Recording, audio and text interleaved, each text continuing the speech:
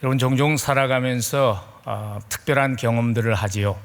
제가 했던 한 특별한 경험이 있습니다.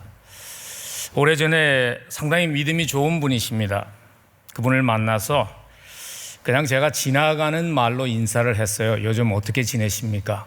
그랬더니 놀랍게도 저에게 돌아온 답이 저로 하여금 상당히 저를 당황하게 했어요. 그분의 답이 뭐냐면 요즘 죽지 못해 삽니다. 그러시는 거예요. 처음에는 상당히 당황해서 여러 가지 생각을 하다가 좀 생각을 해보니까요. 이분은 상당히 솔직하게 표현을 했지만은 그렇게 말은 안 하지만 우리 주위에 보면 죽지 못해서 사는 사람들이 많다는 생각이 들었어요. 제가 오래전에 만났던 한 변호사가 생각이 났습니다. 휴양지에서 만났는데 그분이 저에게 이렇게 자랑스럽게 얘기를 하더라고요. 나는 1년에 한 달씩 이 휴양지에서 휴가를 가지는데 나는 이 한 달을 위해서 1년을 산다고 얘기하더라고요. 그러면 그 사람은 나머지 11개월은 죽지 못해서 사는 것이죠. 여러분, 통계에 의하면 사람이 잠자는 시간을 빼고는요 거의 60% 이상을 일하면서 삽니다. 요즘 100세 시대라고 그러지만 퀄리티 오브 라이프라는 것을 생각할 때 한 70세 산다고 생각하면은 잠자는데 한 23년 빼고요.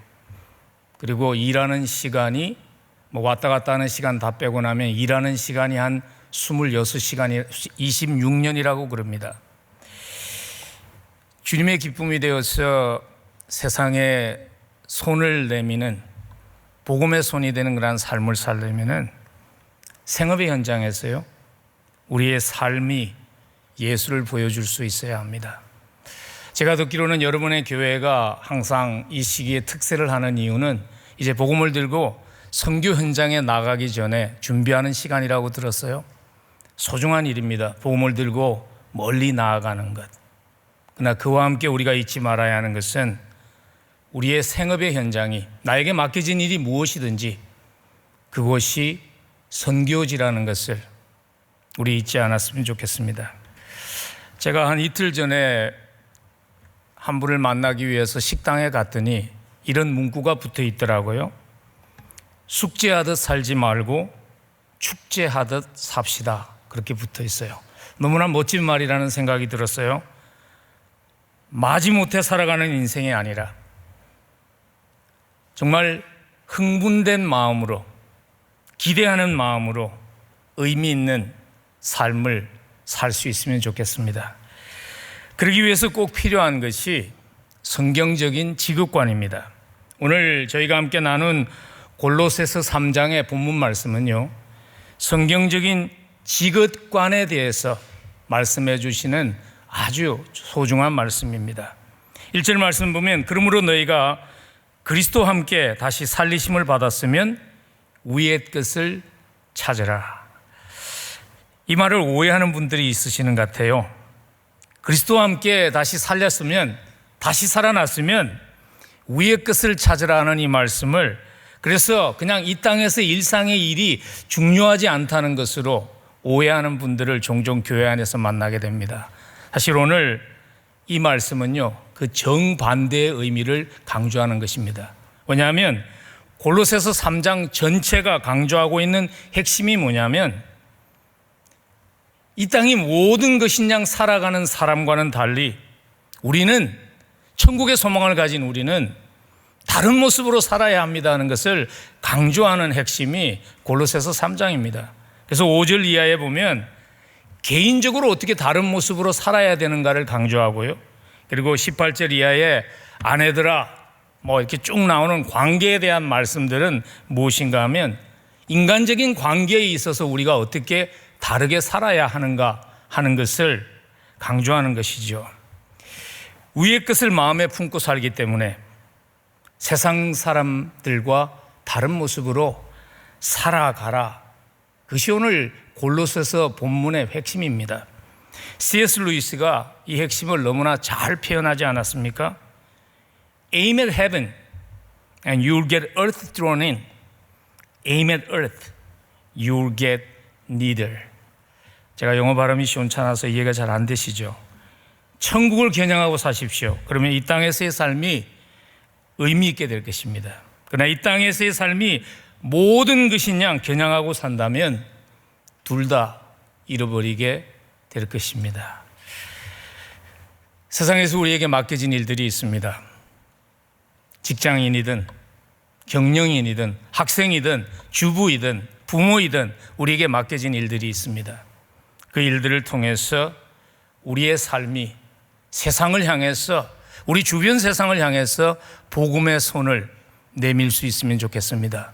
그러기 위해서 제일 먼저 우리에게 필요한 것은 직업이 소명이라는 것을 인식해야 합니다. 직업이 그냥 먹고 살기 위한 방편이 아니라 직업이라는 것이 하나님의 나를 향하신 부름이라는 인식이 필요합니다. 오늘 1절 2절 보시면요, 그러므로 너희가 그리스도와 함께 다시 살리심을 받았으면 위의 것을 찾아라.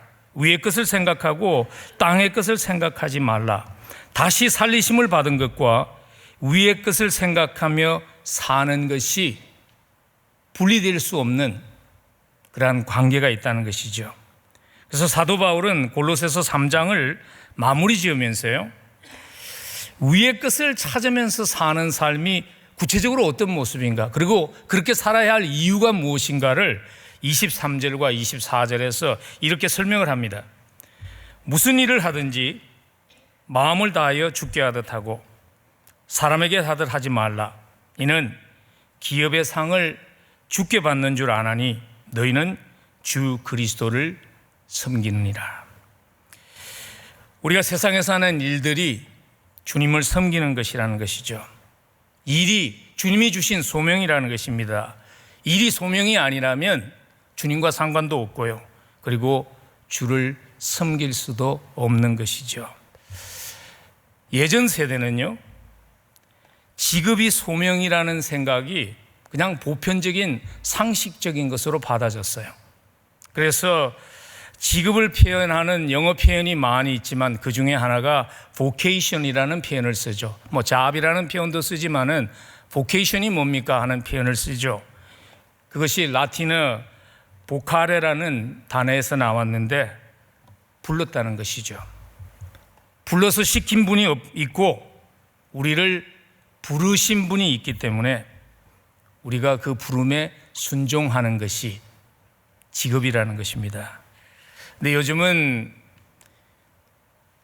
개인주의가 굉장히 팽배해지다 보니까 소명의식이 자꾸 흐려지는 것 같아요. 제가 특별히 우리 젊은 분들을 만나서 대화를 하다 보면 자주 듣는 단어가 뭐냐면 패션이라는 단어입니다. 열정이라는 단어. 요즘은 소명을 얘기하는 책들이 별로 없는 것 같아요. 근데 열정에 대한 주제를 다룬 책들은 그래서 참 많은 것 같아요. 나의 열정, my passion 하는 표현을 많이 씁니다. 열정이 우리로 하여금 열심히 살아가게 하는 원동력이 되는 것은 사실입니다.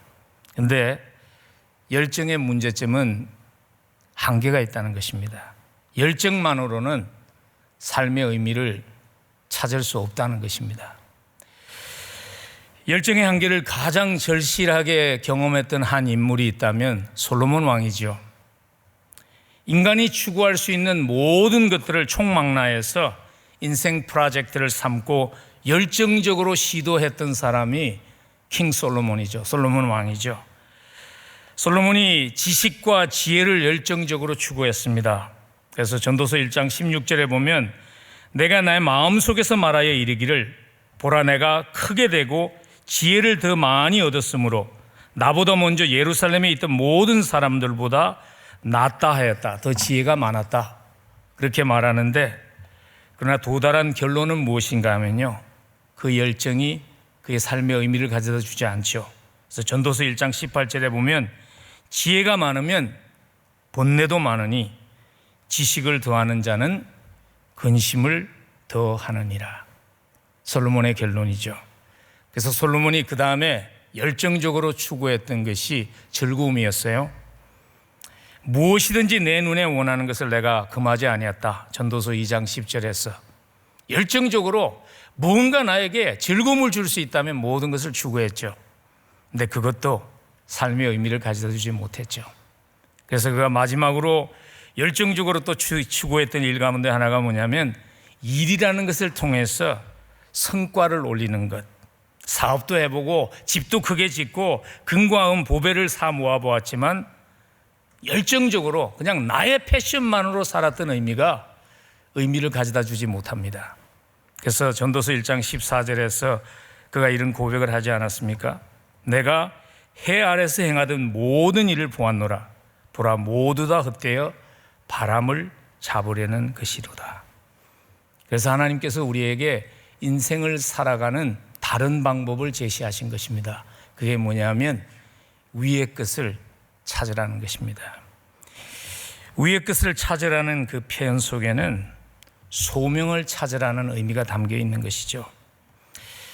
여러분, 생업이 소명이라는 것을 잊어버리면요, 그냥 생존을 위해 발부둥치는 수단으로 전락되게 됩니다. 얼마 전에 미국에서 직업과 직업에 대한 태도에 대한 통계를 냈어요. 그랬더니 미국에 있는 직장인들 가운데서 52%가 반 이상이 자기의 직업에서 만족을 누리지 못한다는 결과가 나왔어요. 30년 전에 조사했던 조사를 비교해 놓았더라고요. 30년 전에는 61%가 직업에 만족한다는 조사 결과가 나왔습니다. 차이점이 뭘까요? 직업이 누군가가 나를 불러주셨다는, 그리스도인들에게는 주님이 나를 그 자리에 부르셨다는 소명의식을 잊었기 때문이죠. 여러분, 일 그 자체가 잘못된 게 아닙니다. 내가 지금 뭔가를 잘못 선택했기 때문에 내 삶에 의미가 없는 것이 아닙니다. 어쩌면 똑같은 일을 하면서 그것이 나에게 주어진 소명이라는 것을 잊었기 때문인지 모릅니다. 많은 사람들이 직업에 대한 오해를 하는 것 같아요. 직업이 일이라는 것이 말이죠, 아담이 범죄한 결과로 인해서 하나님이 우리에게 주신 벌이라고 생각하는 분들이 생각보다 참 많습니다. 여러분, 성경을 보시면요, 일이 죄의 결과로 주어진 벌이 아닙니다. 그게 벌이라면 성경에서 하나님을 묘사하시면서 하나님을 일하시는 분으로 창세기에서 묘사할 수 없는 것입니다. 하나님은요, 무척 일하기 좋아하시는 분이셨죠. 그래서 창세기 1장 31절을 보면 하나님이 지으신 그 모든 것을 보시니 보시기에 심히 좋았더라, 인조해 하셨다는 것이죠. 그리고 그 하나님께서 자기가 정말 인조해 하는 것을 자기의 가장 사랑하는 사람에게 나누어 준 것이죠. 그게 아담에게 하나님이 일을 주신 것입니다. 데릭 키드너라는 구약학자는 그래서 이렇게 말합니다. 에덴 동산에는 온갖 즐거운 것들이 가득했지만 그 중에 일하는 기쁨이 가장 두드러졌다고 말합니다. 창세기 2장 15절 그래서 이렇게 말씀하시죠. 여호와 하나님이 그 사람을 이끌어 에덴 동산에 두어 그것을 경작하며 지키게 하셨다고. 창세기 2장 15절은요, 생업에 담긴 하나님의 의도하신 목적을 잘 말씀해 주시는 그런 말씀입니다. 생업은 하나님이 창조하신 세상을 우리로 하여금 돌보게 하신 것입니다. 우리가 하나님의 정원을 돌보는 정원사로 부름을 받은 것이죠. 여러분, 하나님의 정원사라면요, 하나님의 정원을 돌보는 정원사라면 어떤 일을 하든지 그 일이 하찮은 일이 될 수 없는 것이죠. 요셉이라는 사람의 일생을 보면요, 그가 노예로서 보디발의 자산을 관리하는 사람이었던, 감옥에서 맡겨진 일을 하는 사람이었던, 애굽의 총리의 일을 하는 그러한 역할을 맡았던 다 그것이 그에게 주어진 하나님의 부름이었고 하나님의 소명이었습니다. 신앙과 자꾸 삶을 분리하는 이원론의 함정에 빠지지 않으면 좋겠습니다. 중세 종교개혁에 중요한 역할을 했던 마틴 루터가 그래서 이런 말을 했습니다. 북 바닥을 청소하는 하녀는 기도하는 수도사 못지않게 하나님의 뜻을 행하고 있는 것이다. 그녀가 청소하면서 찬송가를 부르기 때문이 아니라 하나님은 깨끗한 바닥을 좋아하시기 때문이다. 구두를 만드는 그리스도인은 구두에 작은 십자가를 붙이는 것을 통해서가 아니라 튼튼하고 좋은 구두를 만드는 것을 통해서 그리스도의 의무를 행하는 것이다. 왜냐하면 하나님은 훌륭한 장인의 숙련된 기능을 소중하게 보시기 때문이다. 여러분, 우리 잊지 마십시다. 지금 우리에게 주어진 일, 하나님이 우리에게 맡기신 것입니다. 우리가 하나님에 맡겼다는 것을 기억하면 똑같은 일이 의미가 달라지죠. 한번 주님을 섬기고 있다는 것을 잊지 말고 세운 그 자리에서, 그것이 영구적이지 않을 수 있습니다. 저도 짧은 인생 살면서 여러 가지 일을 해봤습니다. 노동자로도 살아보았고요, 여러 가지 허드렛 일도 많이 해봤고, 지금은 목사로서 교회를 섬기는데 무슨 일이 내 삶 자체의 의미와 가치를 주는 것이 아니라 그 일을 통해서 누구를 섬기는가, 그것이 우리의 삶의 의미가 될 수 있기를 간절히 축복합니다. 세상에서 맡겨진 일을 통해서 하나님을 기쁘게 하고 세상을 향해 손을 내미는 그러한 삶이 되려면요, 두 번째로 꼭 기억해야 되는 것은 직업이 주님을 닮게 해야 한다는 것입니다.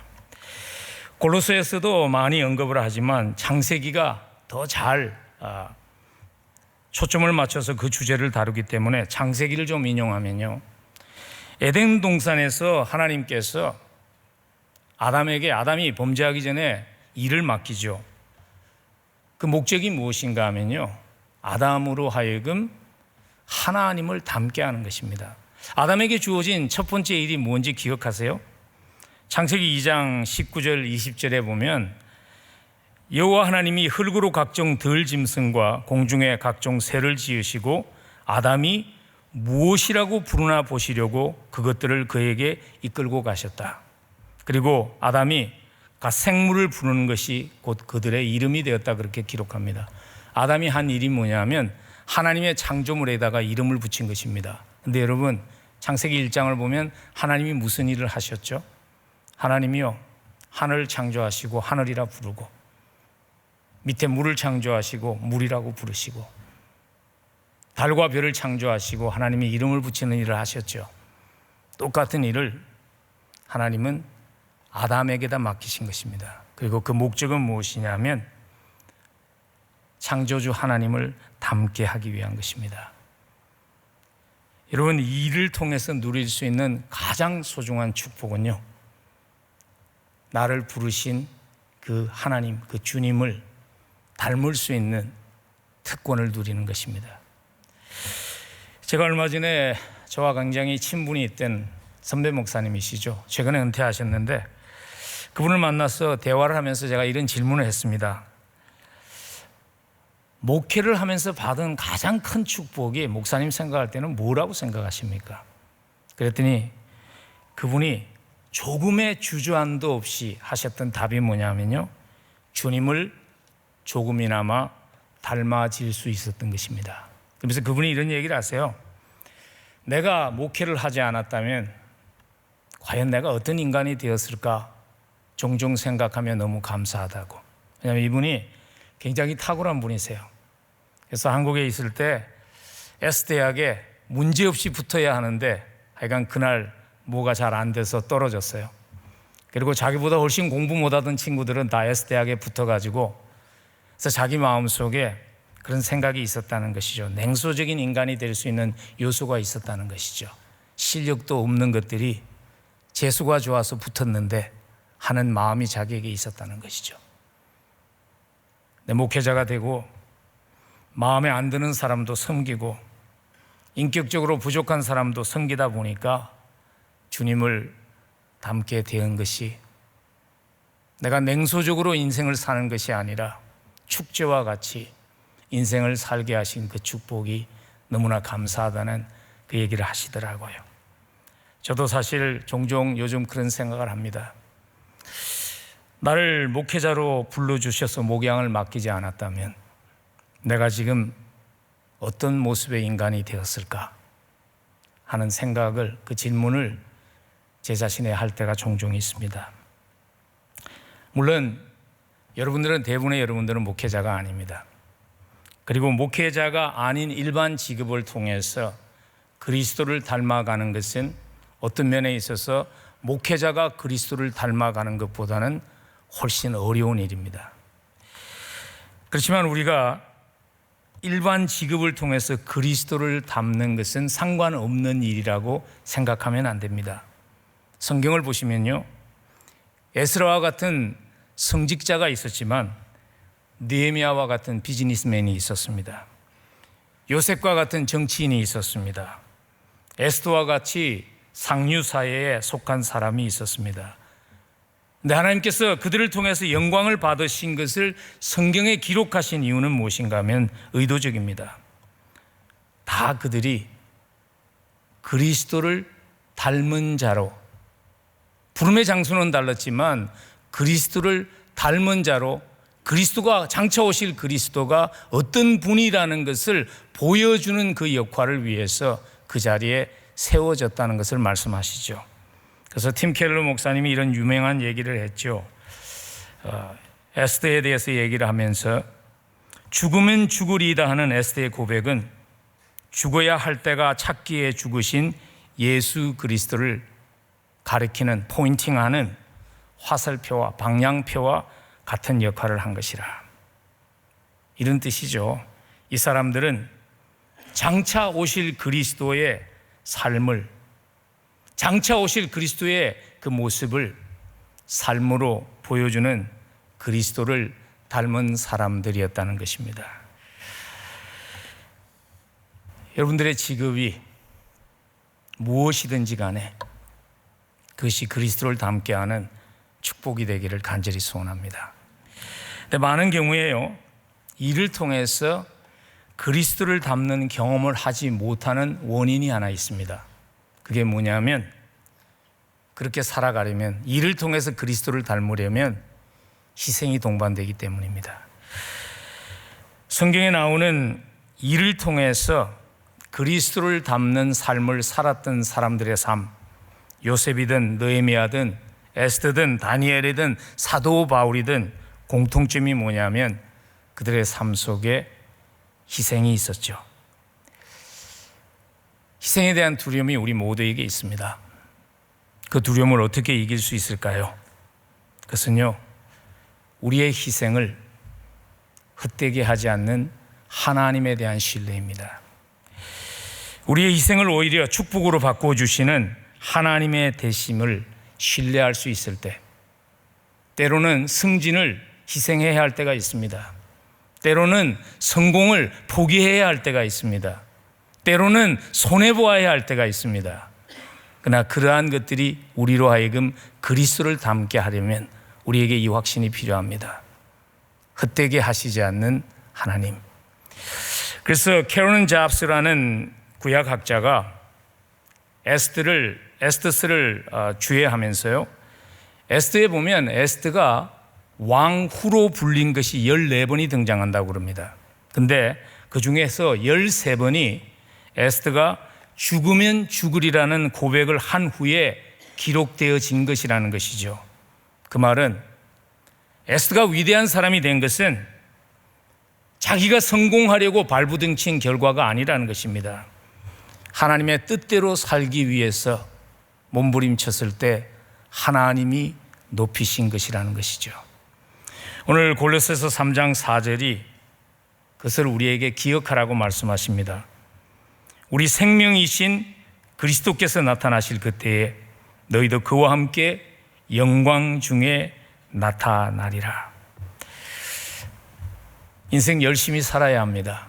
근데 제가 60 몇 년 살면서 돌아보니까요, 결국은 하나님이 일하셔야 합니다. 높이시는 것도 하나님이 하셔야 합니다. 그래서 베드로전서 5장 6절에서 이렇게 말씀하시죠. 그러므로 하나님의 능하신 손 아래서 겸손하라. 때가 되면 너희를 높이시리라. 그 확신이 있으면요, 성공의 부담으로부터 자유함 누릴 수 있습니다.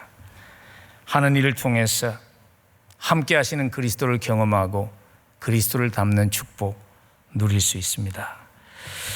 근데 이를 통해서 그리스도를 닮으려면 한 가지 꼭 실천해야 되는 것이 있습니다. 그게 뭐냐면 일이 이웃을 사랑하는 수단이 되게 해야 합니다. 일이 이웃을 사랑하는 수단이 될 때 우리는 그리스도를 닮아가게 됩니다. 요한복음 5장 17절 주님이 하신 유명한 말씀이시죠. 내 아버지께서 이제까지 일하시니 나도 일한다. 그 배경은 이것 아닙니까? 안식일에 38년 된 환자를 고쳐주죠. 그래가지고 막 불평하는 종교 지도자들을 향해서 주님이 주신 답입니다. 예수님은 그러한 모습을 통해서 우리에게 일을 통해서 이웃을 사랑하는 모습을 우리에게 모범으로 보여주신 것입니다. 여러분, 구체적으로 어떻게 일하는 것이 이웃을 사랑하는 수단으로 일하는 것일까요? 물론 쉽게 말하면 열심히 일해서 돈 벌어서 이웃을 위해서 구제로 사용하는 것, 선교를 위해서 사용하는 것, 그것도 일을 통해서 이웃을 사랑하는 방법이 될 수 있겠죠. 그러나 좀 더 구체적인 방법은요, 우리에게 주신 달란트를 능숙하게 사용할 때 우리는 이웃을 사랑하는 도구로 일을 쓰는 것입니다. 아주 유명한 일화죠. 최근에 제가 알기로는 영화로도 만들어진 것으로 아는데, 미국 뉴욕에서 르과르디아 공항에서 2009년도 1월 15일에 비행기가 뜨죠. 155명을 태우고, 그리고 기장의 이름이 차슬리 스트랜버그 3세라는 분이 기장이었는데, 르과르디아 공항에서 비행기가 뜨자마자 새 떼를 만납니다. 그래서 두 엔진이 다 망가지게 됩니다. 비행기가 더 이상 날 수 없는 상황에서 비행기의 기장이 할 수 있는 가장 일을 통한 이웃을 사랑하는 일은 뭘까요? 그것은요, 비행기를 안전하게 착륙하게 하는 것이죠. 비행기의 기장이 이웃을 사랑하는 방법은요, 자기 재킷에다가 십자가 사인 하나 붙이고 친절하게 대하는 것, 그것도 이웃을 사랑하는 방법이지만 더 구체적으로는 한 장소에서 다음 장소까지 정확하고 안전하게 그들을 가게 하는 것이죠. 차슬리 슬램버그 씨가 침착하게 허드슨강에 비행기를 불시착시키고 아무도 다치지 않고 다 구원받았을 때 인터뷰를 했습니다. 많은 분들이 그런 얘기를 해요. 나는 그분을 통해서 사랑받았습니다 하는 얘기를 합니다. 여러분, 능숙함이 곧 사랑의 표현입니다. 능숙함이 곧 우리로 하여금 소명에 충실한 삶을 살게 하는 것입니다. 주일에 교회에서 섬기는 그 일 소중한 것입니다. 그러나 그와 못지않게 주중에 여러분들이 더 많은 시간을 직장에서 보내지 않습니까? 그 일을 통해서 나의 직업을 통해서 그리스도의 사랑이 무엇이라는 것, 그리스도가 어떤 분이라는 것을 보여주는 그 일은 너무나 소중한 일입니다. 그리고 우리는 그것을 통해서 그리스도를 닮아가게 됩니다. 일이 주님을 닮게 함으로써 세상을 향해서 손을 내밀 수 있는 그러한 의미 있는 인생이 여러분과 저의 인생 될 수 있기를 간절히 소원합니다. 마지막으로 세상에서 맡겨진 일을 통해서 하나님을 기쁘시게 하는 삶, 세상에 손을 내미는 삶이 되려면요, 주님의 동업자라는 것을 기억하고 최선을 다해서 열심히 살아야 합니다. 오늘 3절과 4절 한번 보십시오. 이는 너희가 죽었고 너희 생명이 그리스도와 함께 하나님 안에 감추어졌음이라. 우리 생명이 있은 그리스도께서 나타나실 그때에 너희도 그와 함께 영광 중에 나타나리라. 그리스도와 함께 하나님 안에 감추어졌으면요, 그리스도와의 연합됨을 강조하는 것이죠.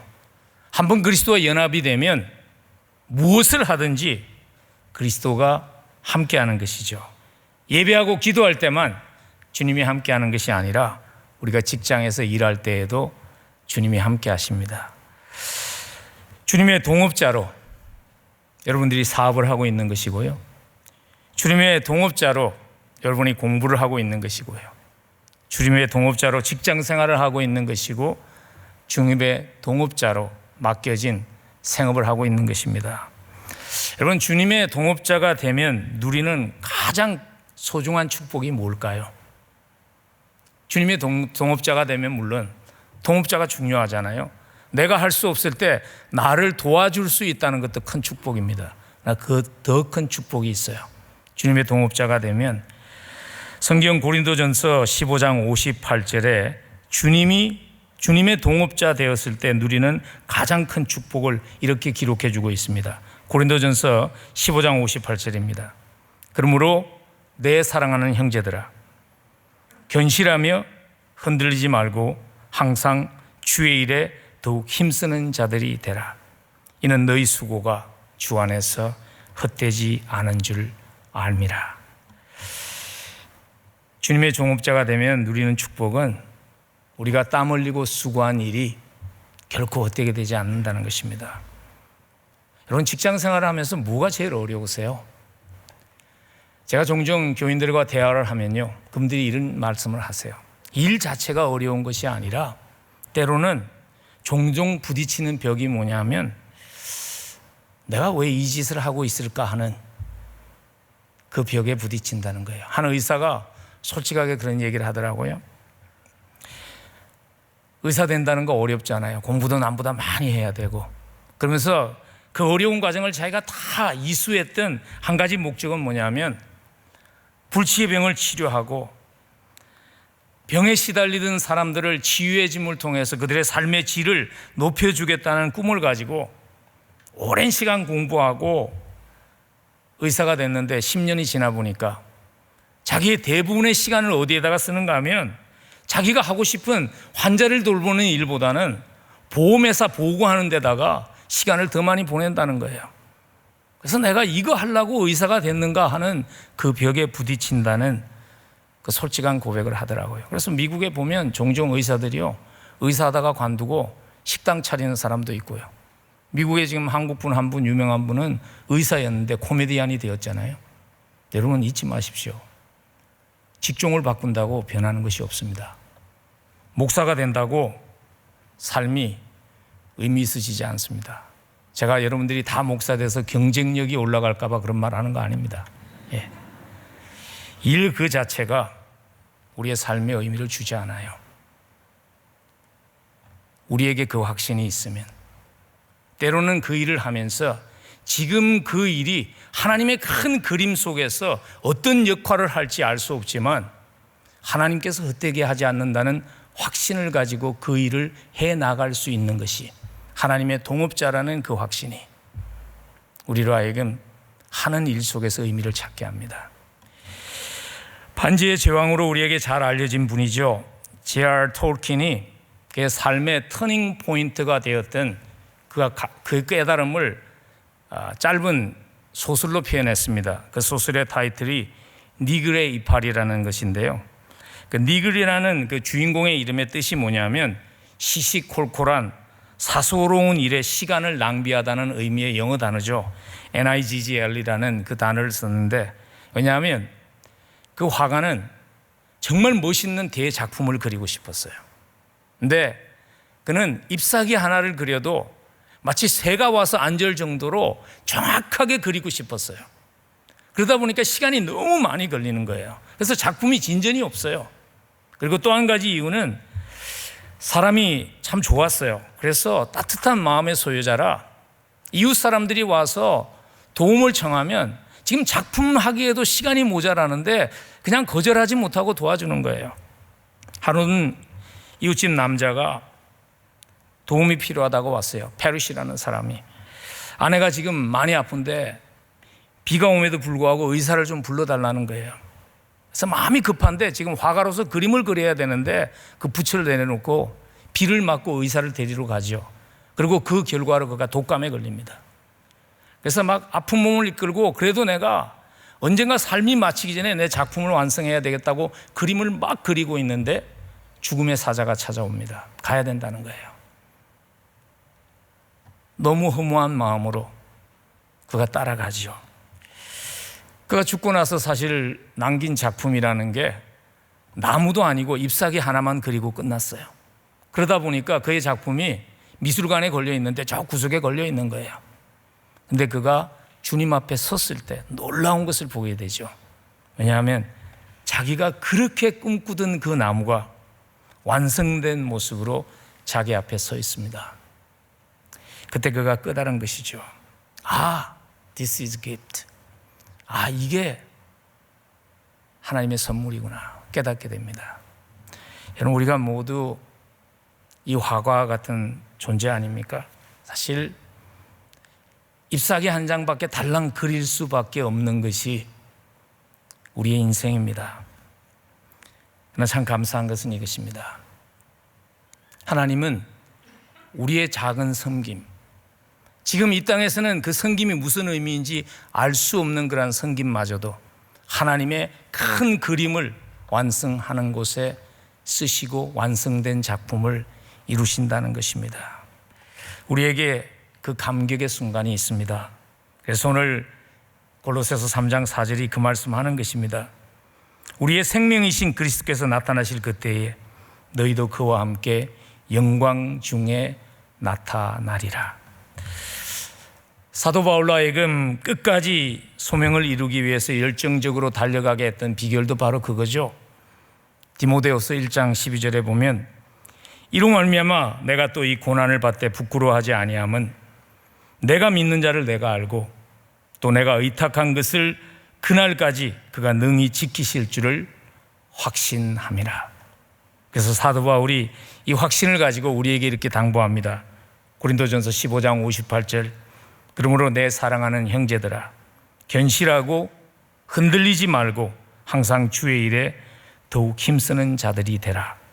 이는 너희 수고가 주 안에서 헛되지 않은 줄 알미라. 내가 왜 이 짓을 하고 있나는 회의가 들 때 기억하십시오. 주님이 헛되게 하지 않습니다. 제가 대학생들 청소년 사역을 할 때 그런 생각을 참 많이 했습니다. 잘 안 변하는 거예요.